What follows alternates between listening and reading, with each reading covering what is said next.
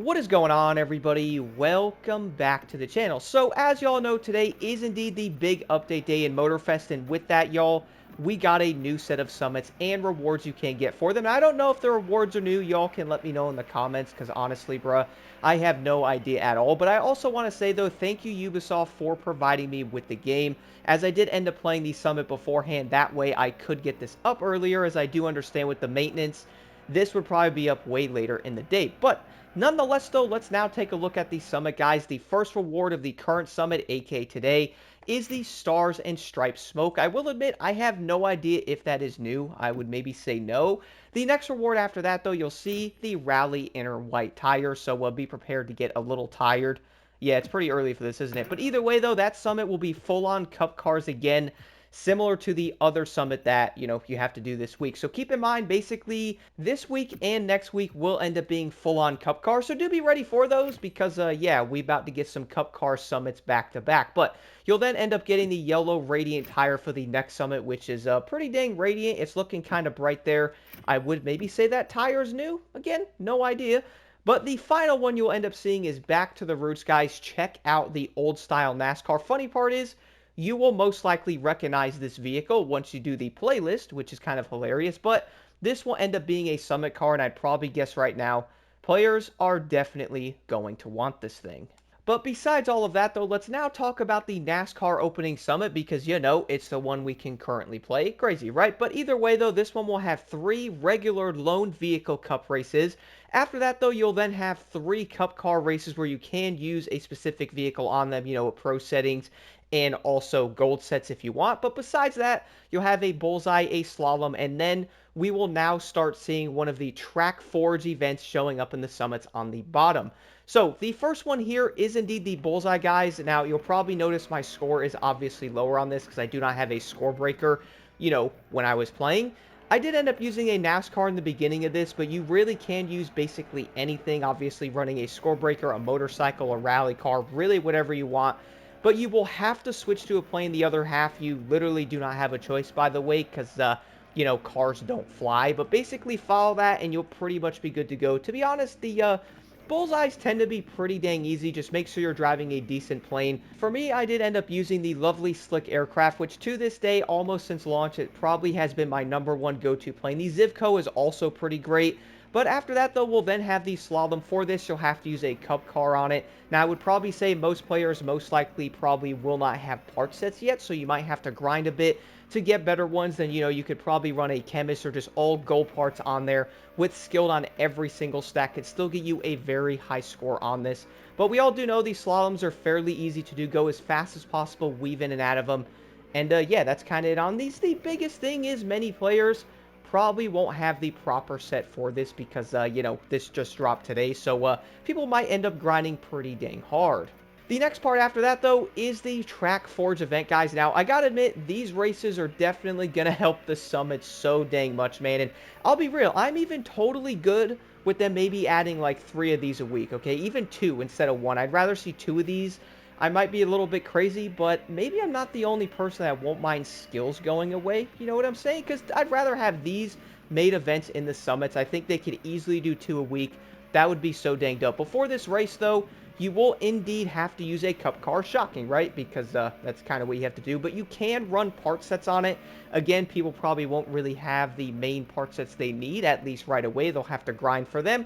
And at least you can merge down all that stuff. But with this, though, guys, tire wear does matter, but not the way you think it does. It's the same tire wear design as the Alpha GP races. So it's something you will definitely have to watch. All I did in this, though, is I ran a full chemist set, when I was playing. And also, I added all of my legend points to Iron Grip. I would recommend doing that. I did all 3 laps, did not have to worry about my tire wear. That's something I would definitely recommend doing on this. You do not have to have the tire wear perk. I would say just the legend points would most likely be good enough. But this track is very easy to go fast on, so watch out for the corners. And honestly, just keep your car on the track. Going on the blue things off the track, by the way, massively slow you down, so do be careful on those. Moving over to the first event here on the top left, you'll have to use the Dark Horse looking Nascar. And again, it's vehicle owned, so don't worry about pro settings or parts or any of that stuff.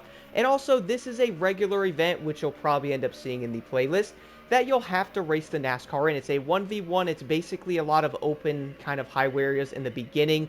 And you'll not have any of the lovely nitrous things you probably like Chemist, so watch out for that. One thing you could do, though, is maybe slipstream the AI that's in there, so maybe turn up the difficulty would probably make you a bit quicker if you really do want to. But there's no tire wear or any of that stuff in this race. It's basically you and the NASCAR going as fast as you possibly can. This car does handle pretty dang well.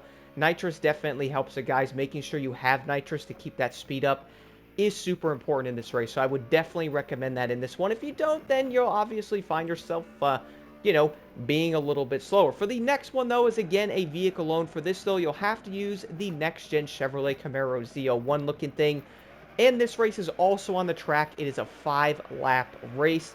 You will have to worry about tire wear and damage on the vehicle plus fuel, so this is where things might end up getting a bit interesting, because you could, for one, maybe stay behind the racers and kind of just slipstream them, but to be honest, it's probably faster just to go past them. And the biggest question most players will end up having is, well, Block, what will I have to do about the damage of the vehicle? To be honest, don't hit anything, and you will not have to worry about the damage of the vehicle at all, even when pitting, by the way.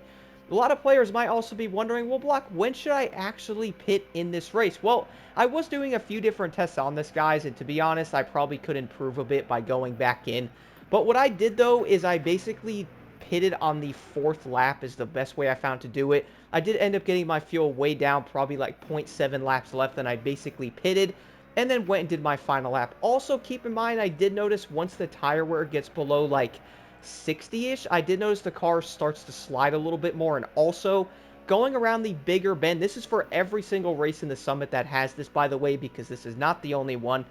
When the tires go below like 50-ish% on their main capacity, you will end up sliding a bit more. Now, something I did not do, though, is I just refueled the car for a little over one more lap, and I did not do the tires to conserve a little more time in there. Now, I did slide a little bit. I was a bit slower, but I was still able to get a decent time on this. And again, it was my first run. I slowed down a little bit. I slid, but I still got around the turn at around 170-ish miles an hour. If your tire wear is higher, you will obviously, not slide as much and most likely get around those turns faster. For the next event, though, you will then be greeted with the Henson Custom, which, if you are wondering, this is a reward vehicle in the playlist, which most players probably will already find out when they do the Summit, unless they do the Summit before doing anything else. But either way, though, you'll end up getting this car later on. This is also a race from the playlist, by the way, because, players probably do want to wonder where these events are coming from.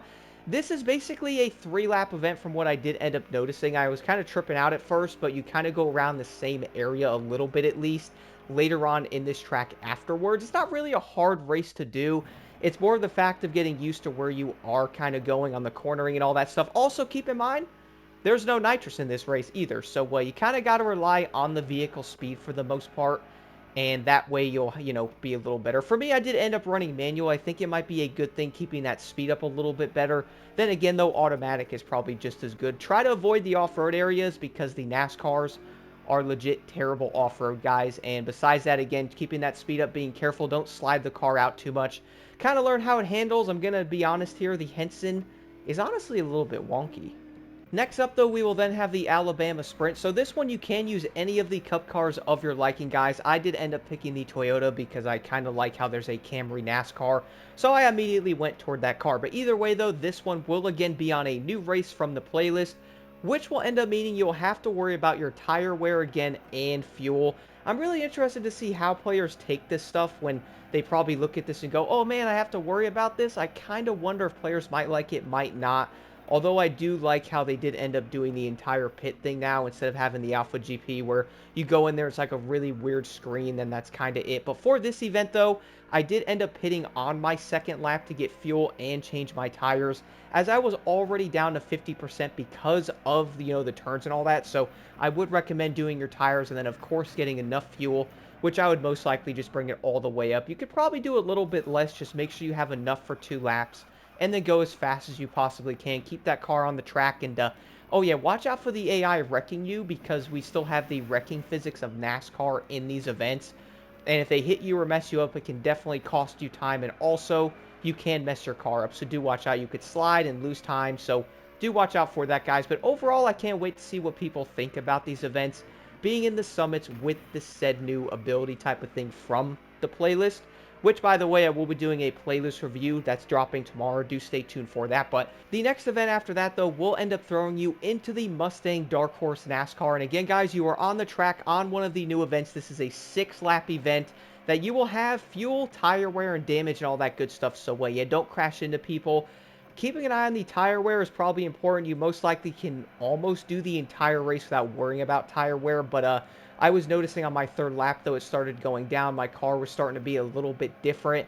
And kind of ending on that 3rd lap, you're around 50% or so. At least I was. I could probably do a little bit better. So I pitted, got fuel, and changed my tires, went back out there, and then ended up finishing the race. I could probably go in and practice on my cornering, but I was really just trying to get this done to see how I could do with like a test type of run. I didn't really think too much about when I should pit or if I should pit earlier and stuff. But pitting on the 3rd lap, and then doing the final 3 laps after that really did seem like the most solid way to do it. So I would recommend trying that out, especially with people not having part sets. So I kind of think players might end up grinding most of the week and then doing the NASCAR races. You know, I kind of think that might be one of the smartest ways to do it. But the final event here in the summit, you'll have to use the Chevrolet Camaro ZL1. So kind of get used to these guys. But this one is a 7-lap race, you know, fuel and tire wear. Again, I have to keep mentioning that because players might be wondering.